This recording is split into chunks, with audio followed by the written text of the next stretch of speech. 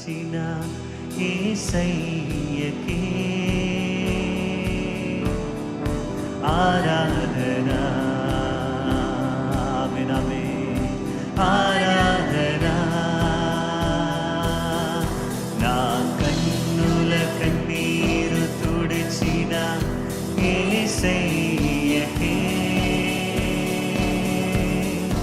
ఆరాధన ఆరాధన ఆరాధన ఆరాధన ఆరాధన ఆరాధన మేనమే ఆరాధన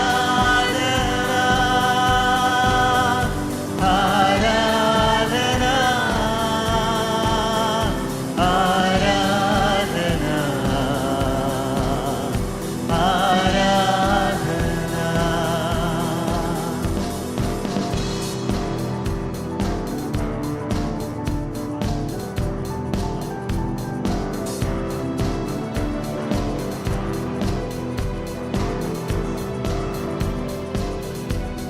సంగమంతా రెండు చేతులు చప్పలు కొడదామండి. నా హృదయపు వాకిటి నిలిచిన యేసయ్య నీకే ఆరాధన.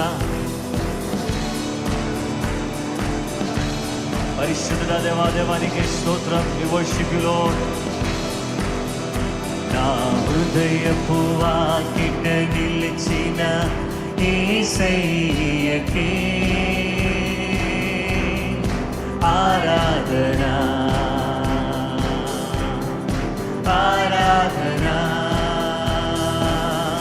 నా హృదయపు వాకిట నిలిచిన యేసయ్యకే ఆరాధన ఆరాధన ఆరాధన ఆరాధన ఆరాధన ఆరాధన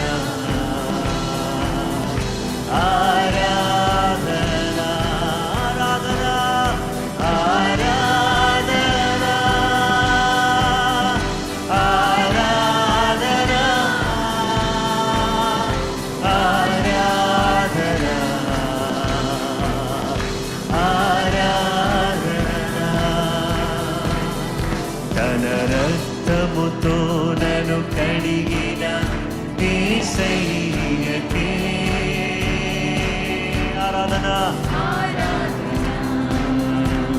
దేవా ఆరాధన.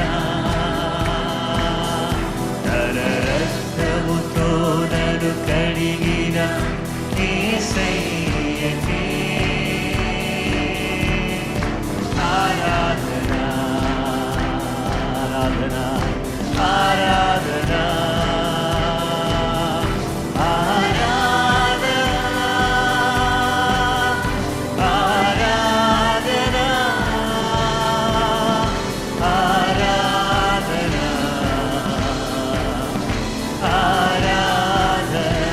ఆరాధన ఆరాధన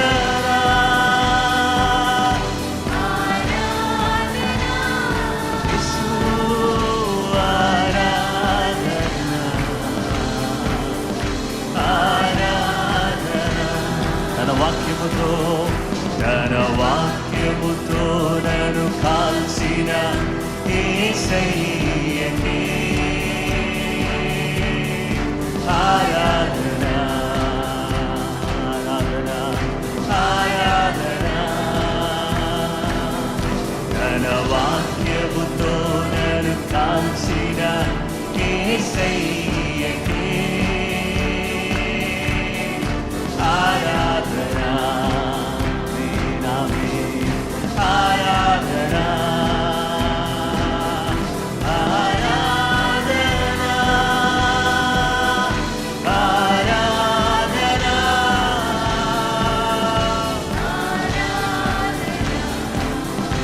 ఓ దేవా దేవా స్వరమెత్తి యేసు ఆరాధన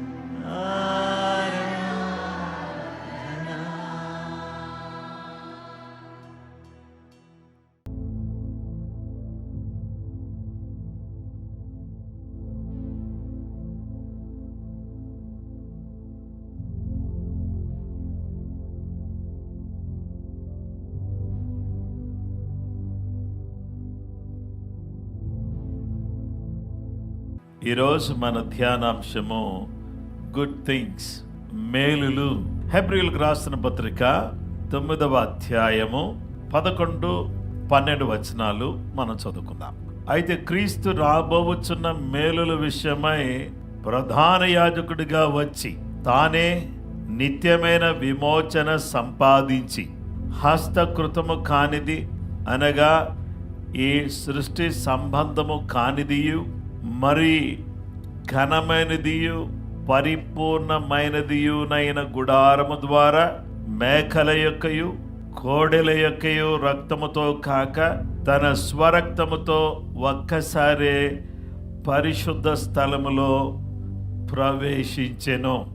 యేసుక్రీస్తు ప్రభువారు ఆయన మేకల యొక్కయు కోడెల యొక్కయు రక్తముతో కాక, అంటే మేకల రక్తంతో కాదు, కోడెల రక్తంతో కాదు, తన స్వరక్తముతో ప్రధాన యాజకుడిగా ప్రజల పక్షముగా ఆయన పరిశుద్ధ స్థలములో ఒక్కసారే ప్రవేశించెను. పరిశుద్ధ స్థలములో యేసుక్రీస్తు ప్రభువారు మేకల రక్తంతో కాదు, కోడెల రక్తంతో కాదు, తన స్వరక్తముతో తన సొంత రక్తాన్ని చిందించి ఆ రక్తాన్ని చేత పుచ్చుకుని వెళుతున్నప్పుడు ఆయన మనసు ఎలా ఉంది అనే విషయాన్ని నేను ఆలోచన చేస్తే నాకేమనిపిస్తుందంటే, పరమ తండ్రి, నన్ను నల్లగొట్టడానికి నువ్వు ఇష్టపడ్డావు కదా, నేను ప్రాణం పెట్టడానికి కూడా నువ్వు సమ్మతించావు కదా, నేను ఇదిగో ఇప్పుడు ఏం చేశానంటే యాజకుడుగాన కోడెల రక్తాన్ని మేకల రక్తాన్ని ఈ యొక్క రక్తాన్ని చేతపుచ్చుకుని అతి పరిశుద్ధ స్థలములో ప్రవేశించినట్టుగా నేను లోక పాపమును మోసుకుని పోయే దేవుని గొర్రెపిల్లగా వచ్చి ఇదిగో ఈ రక్తము అంటే నేను సిలువలో నా రక్తాన్ని చిందించి ఆ రక్తాన్ని పట్టుకొని నీ దగ్గరికి వస్తున్నాను. ఈ రక్తములో ఏమీ లేదంటే ఏ విధమైన పాపము లేదు, కళంకము లేదు. ఇది ప్రశస్తమైన రక్తం, ఇది పరిశుద్ధ రక్తం, మానవాళి కొరకు నేను చిందించిన రక్తం. ఈ రక్తము ఏమి చేయబోతుంది? మేళ్ళు చేయబోతుంది. ఏ విధమైన మేలులు? క్రీస్తు రాబోవుచున్న మేలుల విషయమై. నేను ఈ వాక్యం చదువుతుంటే ఒక్కసారిగా నా హృదయం, ఈ మనసు, నా హృదయం, నా తలంపులన్నీ కూడా ఈ ఒక్క మాట మీద కేంద్రీకృతం అయ్యాయి. క్రీస్తు రాబోవుచున్న మేలుల విషయమై ప్రధాన యాజకుడిగా వచ్చి తానే నిత్య విమోచన సంపాదించాడు. దేవుని వాక్య భాగంలో మనం చూస్తే యేసుక్రీస్తు ప్రభువారు by shedding his precious blood Jesus brought eternal redemption, నిత్య విమోచన. ఈ నిత్య విమోచన అనేదాన్ని యేసుక్రీస్తు ప్రభువారు రాబోవుచున్న మేలులు మనము అనుభవించటానికి మొదట మేలుగా మనందరికీ కూడా నిత్య విమోచన దయచేసెను.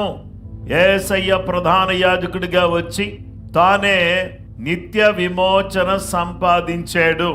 ఈ యొక్క విమోచన యేసుక్రీస్తు ప్రభువారు మన కొరకు సంపాదించే. దానియేలు గ్రంథం 9వ అధ్యాయం 24వ వచనం, తిరుగుబాటును మాన్పుటకును పాపమును నివారణ చేయుటకును దోషము నిమిత్తము ప్రాయశ్చిత్తము చేయుటకును యుగాంతము వరకుండునట్టి నీతిని బయలుపరచుటకును దర్శనమును ప్రవచనమును ముద్రించుటకును అతి పరిశుద్ధ స్థలమును అభిషేకించుటకును నీ జనమునకును పరిశుద్ధ పట్టణమునకును 70 వారములు విధింపబడెను. తిరుగుబాటు మాన్పుటకును పాపమును నివారణ చేయుటకును దేవుని బిడ్డలారా, దోషము నిమిత్తం ప్రాయశ్చిత్తము చేయుటకును యుగాంతము వరకుండునట్టి నీతిని బయలుపరచుటకును యేసు క్రీస్తు ప్రభువారు పరిశుద్ధ స్థలములో దేవుని మందసము మీద ఉన్న కరుణాపీఠమును అభిషేకించుటకు, ముద్రించుటకు, అతి పరిశుద్ధ స్థలమును అభిషేకించుటకు అంటే ఆ కరుణాపీఠం మీద కరుణామయుని రక్తమును ప్రోక్షించుటకు ఆయన ఈ గొప్ప కార్యాన్ని మన కొరకు చేశాడు. దేవుని బిడ్డలారా, ఆయన ఏం చేశాడంటే ఆయన మన పాపములన్నిటికీ కూడా ఆయన ఏం పలికాడంటే ఇక సమాప్తమాయేను అని అన్నాడు. నేను మీ అందరి కొరకు పరిశుద్ధ స్థలంలో ప్రవేశించాను, మీ కొరకు నా యొక్క రక్తాన్ని కార్చాను. ఆ కార్చిన రక్తాన్ని పట్టుకుని వెళ్ళి అతి పరిశుద్ధ స్థలమైన పరలోకంలోనే ఈ రక్తాన్ని నేను అతి పరిశుద్ధ స్థలం మీద యాజకుడు ప్రోక్షించినట్టుగా మందసము మీద నేను పరిశుద్ధ స్థలములో నా రక్తాన్ని నేను అతి పరిశుద్ధ స్థలములో ప్రవేశించి మీ అందరి కొరకు ప్రోక్షించాను. ఈ ప్రోక్షించబడిన రక్తం ద్వారా ముగింపు పలికాను. హల్లెలూయా. దేనికి ముగింపు పలికావు యేసు ప్రభువా అంటే మీ పాపానికి నేను ముగింపు పలికాను. కీర్తన గ్రంథం 78వ కీర్తన 38వ వచనములో అయితే ఆయన వాత్సల్య సంపూర్ణుడై వారిని నశింపచేయక వారి దోషము పరిహరించువాడు, తన ఉగ్రతను ఏమాత్రము రేపు కొనక పలుమారు కోపము అణుచుకునివాడు. మీరు ఎన్నోసార్లు మీ కోపాన్ని ఏం చేశారంటే మీరు అణుచుకున్నారు. మనకి ఏలుబడి చేస్తున్న నాయకుల మీద మనకు విపరీతమైన కోపం వచ్చేస్తుంది. మనం ఏం చేయగలం? ఏం చేయలేం. అలాగే కొన్నిసార్లు భార్య మీద కోపం వస్తుంది. భర్త ఏం చేయాలి? కోపాన్ని చూపిస్తే ప్రమాదం, అణుచుకోవలసిన పరిస్థితి. కొన్నిసార్లు భార్య కొన్నిసార్లు కోపం వస్తుంది భర్త మీద. కానీ ఇప్పుడు ఏం చేయాలి? ఆ కోపాన్ని అణుచుకోవాలి. మనం ఎన్నోసార్లు మన కోపాలు మన సుపీరియర్ మీద కోపం వచ్చేస్తుంది. ఓహో చంపేస్తున్నాడు బాబు అని అనిపిస్తుంది మనకి. కానీ మనం ఏం చేస్తాం? అణుచుకుంటాం. దేవుని బిడ్డలారా, కొన్నిసార్లు ఎవరి మీద చూపిస్తారంటే కోపం, ఇంకా ఎవరి మీద చూపించాలో అర్థం కాకపోతే ఎవరి మీద ఒకళ్ళ మీద చూపిస్తారు. అయితే దేవుని బిడ్డలారా, మీ కోపాన్ని మీరు ఏం చేస్తున్నారు? చాలాసార్లు అణుచుకుంటున్నారు. మరి దేవుడు కూడా ఏం చేస్తున్నాడంటే ఈ ఒక్క ఆలోచన, చిన్న ఆలోచన చేసి ఈ బిడ్డను ఎన్నిసార్లు నా సేవకుని ప్రేరేపించి రోజు వాక్యం వింటున్నా, ఈ బుద్ధి మారట్లేదు అని దేవుడు ఏదో ఒకటి చేసేద్దాం ఈ రాత్రి, ఏమైనా పిలిచేస్తే అయిపోద్ది కదా, గొడవ వదిలిపోద్ది, మొత్తం తీసేస్తే అయిపోద్ది అని అనిపించిన మళ్ళీ అణుచుకుంటున్నాడు. రేపు వాక్యం ద్వారానే మారుతుందేమో, రేపు వాక్యం ద్వారానని కుమారుడు మారతాడేమో అని దేవుడు కోపాన్ని అణిచేసుకుంటున్నాడు. అంటే ఆయన వాత్సల్య సంపూర్ణుడై, అదే ప్రేమ పూర్ణుడై. వాత్సల్య సంపూర్ణుడు అంటే ప్రేమ దయాపూర్ణుడై కృపా సమృద్ధి గలవాడై నశింపచేయక, వారిని నశింపచేయక, నన్ను నశింపచేయక, నిన్ను నశింపచేయక, వారు దోషమును పరిహరించువాడు, తన ఉగ్రతను ఏమాత్రం రేపు కనుక పలుమార్లు కోపాన్ని అణుచుకుంటున్నాడు దేవుడు. ఎంత మంచి దేవుడునైనా మండిపోతున్న కోపాన్ని కూడా అణిచేస్తున్నాడు. ఎన్నిసార్లు అలాగా యేసు ప్రభువారు మీ మీద కోపపడాలి అని అనుకున్నా కానీ దాన్ని అణుచుకుంటున్నటువంటి సందర్భాలు ఎన్ని ఉన్నాయో ఒకసారి మీరంతా మీరే చూసుకోండి. మీ మీద ఎన్నోసార్లు కోపపడాలి. మిమ్మల్ని అందరినీ కూడా ఏంటంటే భూమి మీద నుంచి ఖాళీ చేసేయాలి, వెకేట్ చేసేయాలి. నీ వల్ల సుఖం లేదని, నీ వల్ల లాభం లేదని మొత్తం ఖాళీ చేపించేయాలి నిన్ను. కానీ దేవుడు కోపాన్ని అణుచుకుని నీ పాపాన్ని పరిహరిస్తున్నాడు. సిలువలో మన పాపముల మీద తన ప్రాణాన్ని బలిగా ఇచ్చాడు. సిలువ వేయబడుతున్నప్పుడు తాను రాబోవుచున్న మేలులన్నీ అన్నీ కూడా తన కళ్ళ ముందు కనబడుతున్నాయి.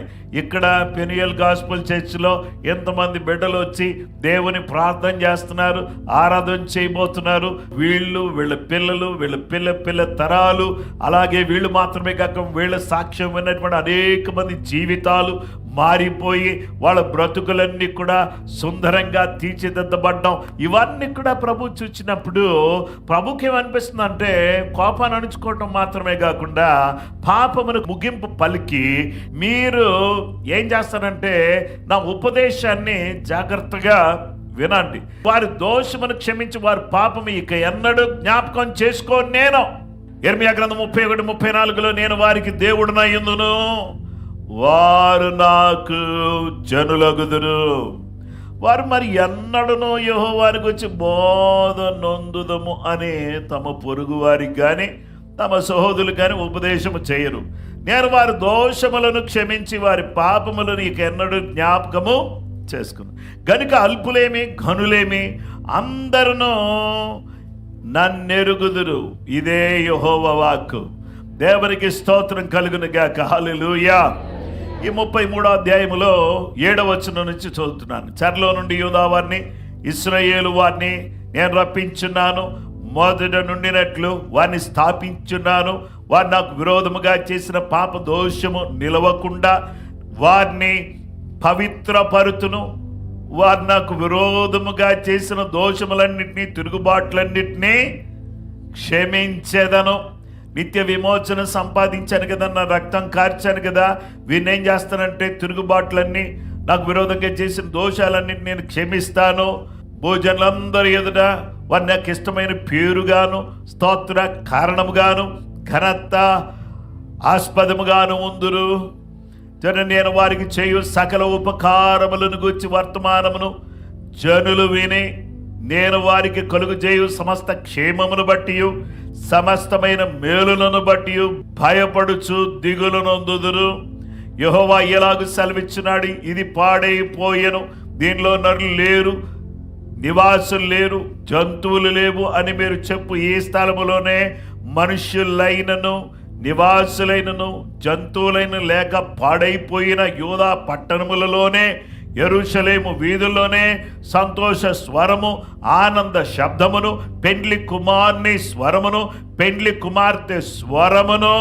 యెహోవా మంచివాడు. హల్లెలూయా. దేవుని బిడ్డలారా, యెహోవా మంచివాడు, ఆయన కృప నిరంతరముండును. సైన్యములకు అధిపతి యెహోవాను స్తుతించిరి అని పలుకువారి స్వరమును మరలా వినబడును. యెహోవా మందిరములోనికి స్తుతి యాగములు తీసుకుని వచ్చు వారి స్వరమును మరలా వినబడును.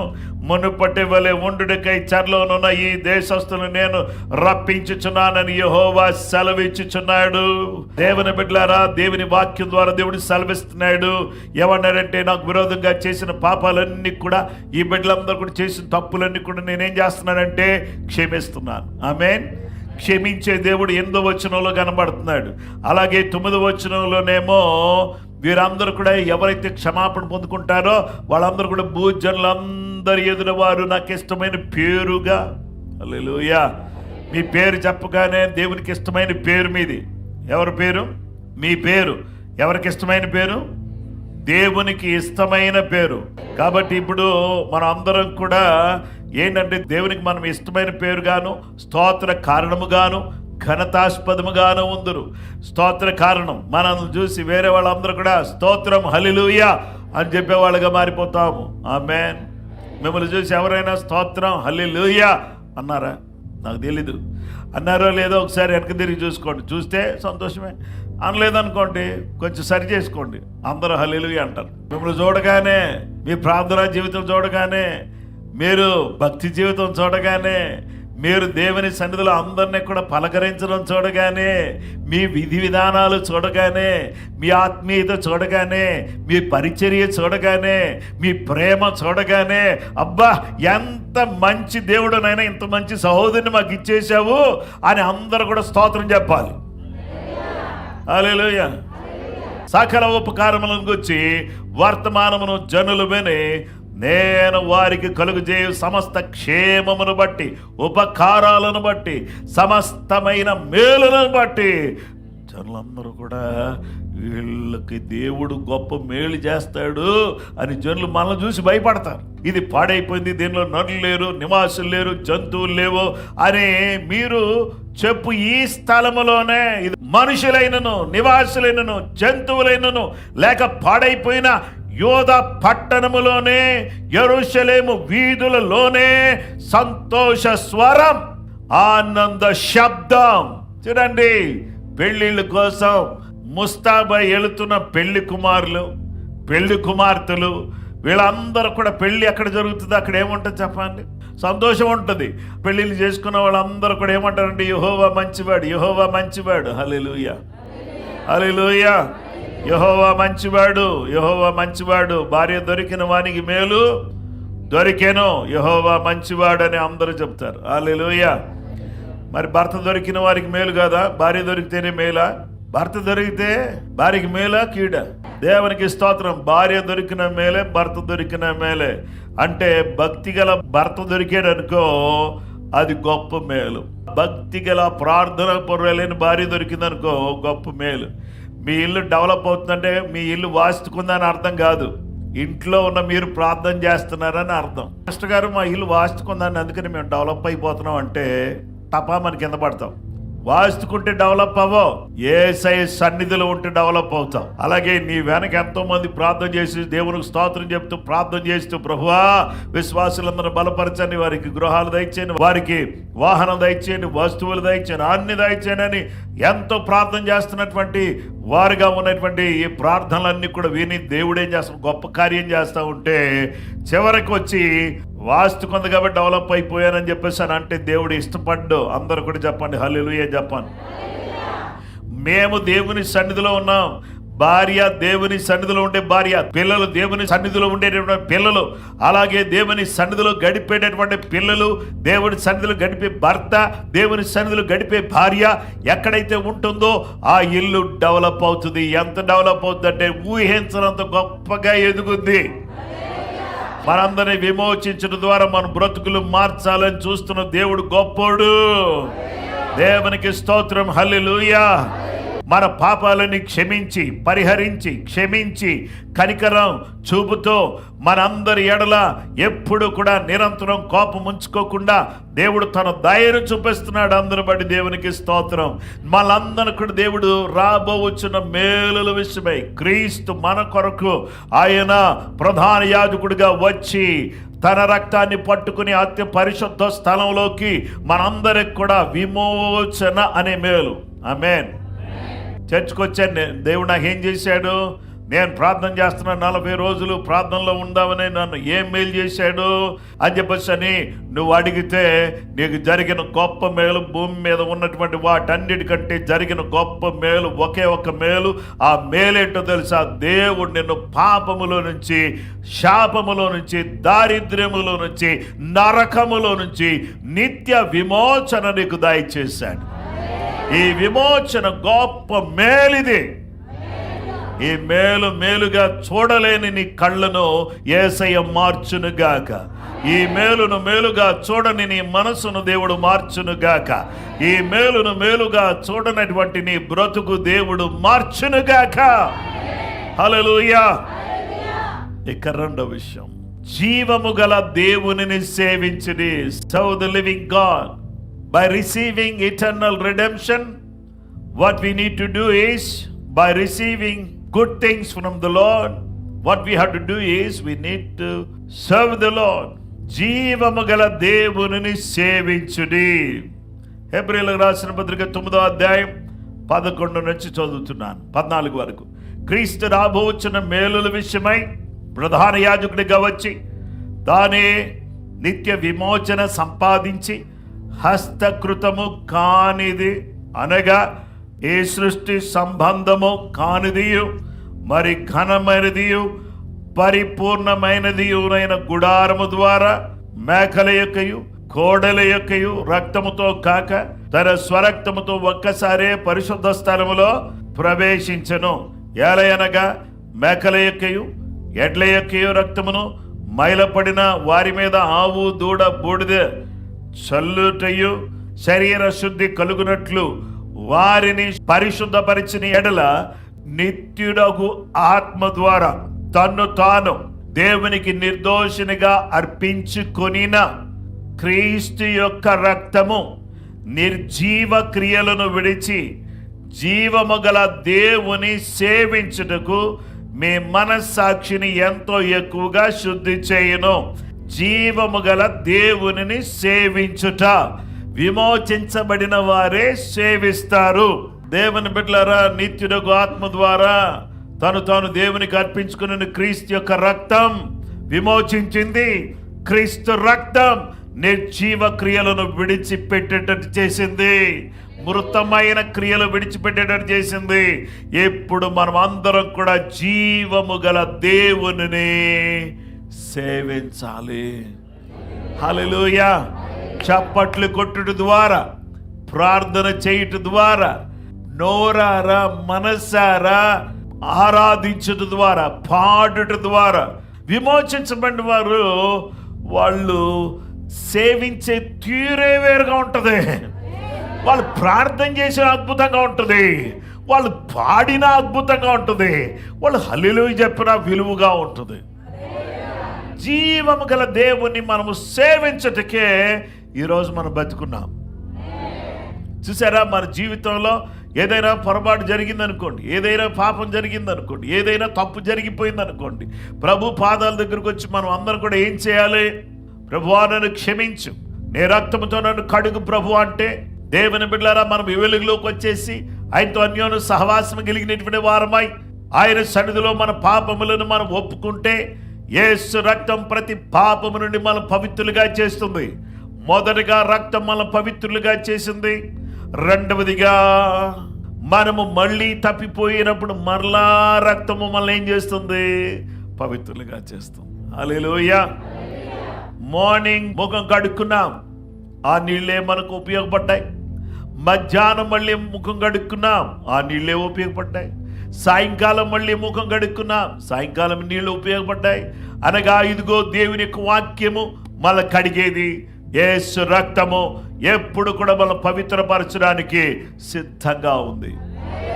విమోచించబడినటువంటి మనము ఎప్పటికప్పుడే మన జీవితాలను చక్కబరుచుకోవాల్సినటువంటి బాధ్యత మన మీద ఉంది. గొర్రెపిల్ల రక్తములో తమ వస్త్రాలు ఉతుక్కొని తెలుపు చేసుకున్నారు. దేవుని బిడ్డలారా, గొర్రెపిల్ల రక్తంలో ఏం చేశారు? తమ వస్త్రాలు ఉతుక్కున్నారు. కాబట్టి దేవుని పిల్లలమైనటువంటి మనమందరం కూడా విమోచించబడినటువంటి ప్రతి బిడ్డ కూడా ఎప్పటికప్పుడే కడుగబడినటువంటి వారమై మనసాక్షికి కల్మషము తోచకుండా ప్రోక్షింపబడిన కడుగబడిన హృదయాలు కలిగిన వారమై నిర్మలమైన ఉదకముతో స్నానము చేసి, హల్లెలూయా, నిర్మలమైన వాక్యముతో స్నానం చేసి శరీరములు కలిగిన వారమై ఉండి విశ్వాస విషయములు సంపూర్ణ నిశ్చయత కలిగి యథార్థ హృదయంతో మనమందరం కూడా దేవుని సన్నిధికి వచ్చేద్దాం. దేవుని సన్నిధికి రావడం కొరకే యేసయ్య తన పరిశుద్ధ రక్తాన్ని మన కొరకు కార్చాడు. హెబ్రీ 10:22 ఈ మాట నేను చదివాను. మొదటి పేతురు 4:2 శరీర విషయములో శ్రమ పడినవాడు శరీరమందు జీవించి మిగిలిన కాలము ఇక మీదన మనుజాశలను అనుసరించి నడుచుకొనక దేవుని ఇష్టానుసారముగానే నడుచుకున్నట్లు పాపముతో జోలి ఇక ఏమియో లేకనుందుము. పాపంతో అసలు జోలి ఏమి లేకుండా ఏం చేద్దామంటే మనం అందరం కూడా ఈ యొక్క మేలులు పొందినటువంటి మనము విమోచన పొందామండి. తర్వాత రెండవది, జీవము గల దేవునిని మనం సేవిస్తున్నాం. హల్లెలూయా. అసలు దేవుని సేవించే ఆ భాగ్యం, ఆ గొప్ప కృప దయగల దేవుడు మనందరికీ ఇచ్చాడు. నిజంగా నేను ఆయన్ని సేవించడానికి నేను సరిపోతానా? నాకున్న భక్తి సరిపోతుందా? నాకున్న పరిశుద్ధత సరిపోతుందా? అసలు నా జీవితం సరిపోతుందా దేవుని సేవించడానికి? అంటే సరిపోదు. కానీ ఆయన తన రక్తంతో కడిగి తన విమోచన ఇచ్చి, నేను మిమ్మల్ని విమోచించాను, ఇప్పుడు నన్ను సేవించండి, మీ కొరకు రక్తం కార్చాను, ప్రాణం పెట్టాను, విమోచించాను. మీ విమోచన ఎంత గొప్పదో తెలుసా? నా ప్రాణం ఎంత గొప్పదో మీ విమోచన అంత గొప్పది. అలా విమోచించడం ద్వారా నేనేం సంపాదించానో తెలుసా? మీకు రాజ్యాన్ని సంపాదించాను. ఈ రాజ్యాన్ని సంపాదించడానికి నేను మీకు విమోచన తీసుకొచ్చాను. ఆ తర్వాత మీ జీవితంలో మీరు నన్ను సేవిస్తూ ఉంటే నా రాజ్యానికి వారసులు అవుతారు. ఒట్టొట్టుగా ఏదో వచ్చి అట్లనే వెళ్ళిపోవడం కాకుండా you should enter in to new covenant. నువ్వేం చేయాలంటే నూతన నిబంధనలో అడుగు పెట్టాలి. పరిశుద్ధ గ్రంథంలో 2 విషయాలు ఉన్నాయి. ఈ 2 విషయాల్లో మొదటి విషయం ఏంటో తెలుసా? పాత నిబంధన. రెండోది ఏంటంటే క్రొత్త నిబంధన. ఈ నూతన నిబంధనను గురించి ఇప్పుడు హెబ్రీ 9:15 ఈ హేతువు చేత మొదటి నిబంధన కాలములో జరిగిన అపరాధముల నుండి విమోచన కలుగుటకై ఆయన మరణము పొందినందున, అంటే పాత నిబంధన కాలములో జరిగిన ఆ అపరాధముల నిమిత్తమై విమోచన కలుగుటకై ఆయన మరణం పొందినందున పిలువబడిన వారు నిత్యమైన స్వాస్థ్యమును గూర్చిన వాగ్దానము పొందు నిమిత్తము, పిలువబడిన వారు నిత్యమైన స్వాస్థ్యమును గూర్చిన వాగ్దానము పొందు నిమిత్తము ఆయన క్రొత్త నిబంధనకు మధ్యవర్తి అయి ఉన్నాడు. పిలువబడిన ప్రతి వారు కూడా నిత్యమైన విమోచన పొందిన వారు, నిత్యము సేవించుచున్నవారు, నిత్యమైన స్వాస్థ్యమును గూర్చిన వాగ్దానము బిడ్డలందరూ పొందుకోవాలని ఆయన క్రొత్త నిబంధనకు మధ్యవర్తి ఆయను. హెబ్రీ 9:28 అలాగనే క్రీస్తు కూడా అనేకుల పాపములు భరించుటకు ఒక్కసారి అర్పింపబడి తన కొరకు కనిపెట్టుకొని ఉండు వారి రక్షణ నిమిత్తము పాపము లేకుండా రెండవసారి ప్రత్యక్షమగును. మొదటిసారి పాప శరీరాకారముతో ఈ లోకములోనికి వచ్చాడు. రెండవసారి పాపము లేకుండా ప్రత్యక్షమవుతాడు. నిబంధనలో అడుగుపెట్టి బంధములోనికి వచ్చినటువంటి వారు రెండవసారి యేసు ప్రభువారు ప్రత్యక్షమైనప్పుడు ఏం జరుగుతుందంటే 26వ వచనం, అట్లయిన జగత్త పునాది వేయబడినది మొదలుకొని అనేక పర్యాలు శ్రమ పడవలసి వచ్చును. అయితే ఆయన యుగముల సమాప్తి అందు తను తానే బలిగా అర్పించుకున్నట్టు వలన పాప నివారణ చేయుటకై ఒక్కసారే ప్రత్యక్షమైను. ఇది మొదటి ప్రత్యక్షత. రెండవ ప్రత్యక్షత పరిశుద్ధుల కొరకు. మొదటి ప్రత్యక్షత పాపమును నివారించుటకు, పాప నివారణ చేయుటకై ఒక్కసారే ప్రత్యక్షపరచబడ్డాడు.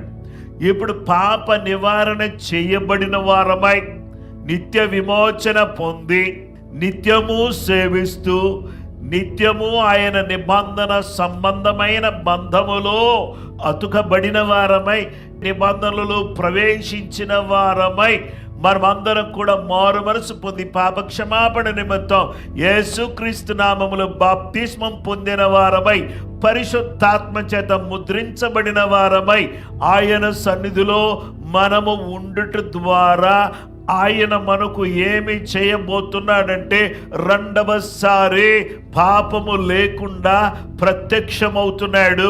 పరిశుద్ధులను తన రాజ్యానికి తీసుకుని వెళ్ళడానికి, తన సన్నిధిలోకి చేర్చుకోవడానికి, తన యొక్క సన్నిధిలో తన రాజ్యములో వారిని ప్రవేశపెట్టడానికి సంఘము కొరకు యేసుక్రీస్తు ప్రభువారు త్వరగా రాబోతున్నాడు. హల్లెలూయా! యేసు త్వరగా రాబోతున్నాడు. క్రీస్తు రాబోచున్న మేలుల విషయమై హల్లెలూయా, హల్లెలూయా, ఆ మేలుల కొరకై నేను విమోచించాడు. నిత్యం ఆయన సేవించమని చెప్తున్నాడు. ఇక మూడవది, ఆయనను సేవిస్తూ నిబంధనలో అడుగు పెడితే మేఘముల మీద కొనిపోబడతారు. దేవునికి స్తోత్రం కలుగును గాక. హల్లెలూయా! మేఘ వాహనుడు యేసయ్య. మీరు కూడా మేఘం మీద ఎక్కాలనుకుంటున్నారా? మేఘాల మీద యేసయ్య దగ్గరికి వెళ్ళిపోవాలనుకుంటున్నారా? నువ్వు విమోచించబడ్డావు. ఇప్పుడు ఏం చేయాలంటే ప్రార్థన చేయాలి, సేవించాలి. ఆయన సేవిస్తూ ఆయన కొరకు బ్రతకాలి. బ్రతికి ఆయన నిబంధనలో గట్టిగా నిలబడి ఉండాలి. మేఘాల మీద ఎక్కాలని ఎంతమంది అనుకుంటున్నారో, మేఘాల మీద తీసుకెళ్ళడానికి యేసయ్య రాబోతున్నాడు. అయితే ఈరోజు మొదటి ప్రత్యక్షమైంది నీకు అర్థం కాకపోతే రెండవ ప్రత్యక్షతలో నువ్వు గల్లంత అయిపోతావు. కాబట్టి దేవుని బిడ్డలారా, నువ్వు గల్లంత కాకూడదంటే మొదటి ప్రత్యక్షను అర్థం చేసుకుని నిత్య విమోచన పొందుకుని నిత్యము సేవిస్తూ ఆ నూతన నిబంధనలో అడుగు పెట్టుకుని నూతన నిబంధన సంబంధమైనటువంటి విశ్వాసములో జీవిస్తూ దేవుని కొరకు అంటు కట్టబడిన వ్యక్తిగా, ఆయనలో నిలిచిన వ్యక్తిగా నీవు ఉంటే బంగారం రోడ్లలో ఒక్క 10 ఫీట్లు 10x10 బంగారం చూస్తే 10 ఫీట్లు వెడల్పు, 10 ఫీట్లు పొడవు కట్ చేసుకో, లెక్కై. కాబట్టి దేవుని బిడ్డలారా, it's very hard to calculate. కాబట్టి అందుకనే దేవుడు నీ కొరకు దాచి ఉంచినటువంటి మేలు ఎంతో గొప్పది, అది వర్ణించలేదు. ఇంత గొప్ప మేలు నీకు ఇవ్వటం కొరకే ప్రాణాన్ని కూడా లెక్క చేయకుండా యేసయ్య ప్రాణం పెట్టాడు. ఇది నీకు అర్థమైతే యేసయ్యను వదలవు, ఆయన సన్నిధి వదలవు, ఆయన వాక్యం వదలవు, ఆయన మందిరాన్ని వదలవు, ఆయన సన్నిధిలో ప్రార్థన చేస్తూనే ఉంటావు. అలాగూ దేవుడు తన కృప మనందరికీ దయచేయును గాక.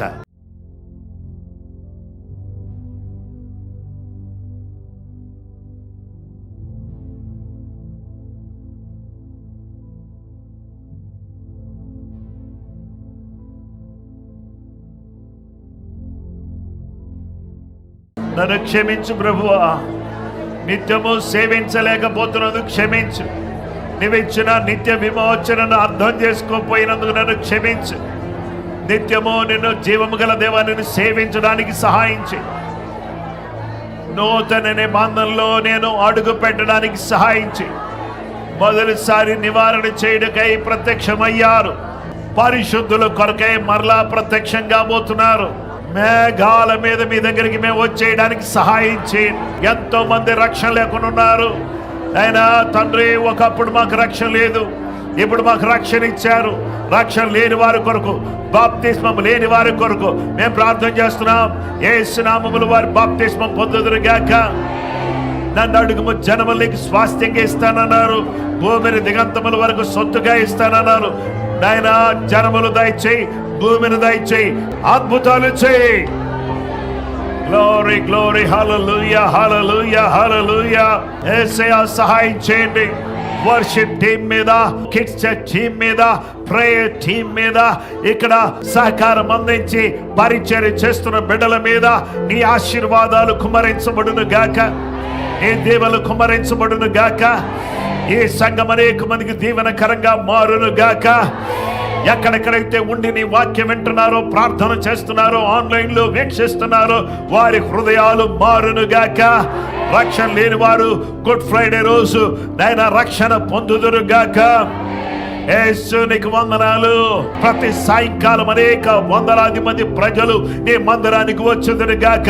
రేపటి నుంచి ఒక అద్భుతమైనటువంటి సన్నిధిని, నాయన ఒక నూతనమైన అభిషేకాన్ని మేము పొందుదుము గాక. ప్రార్థనాత్మతో నింపబడుదుము గాక. యేసు సహాయం చేయండి.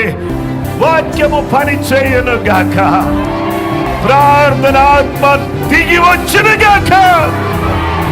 యేసు నామములో ప్రతి బిడ్డ గుండె మండును గాక, మనసు మండును గాక, ప్రార్థించుదురు గాక, నోరు తెరిచి పాడుదురు గాక, నేను మనపూర్వకంగా ఆరాధించుదురు గాక.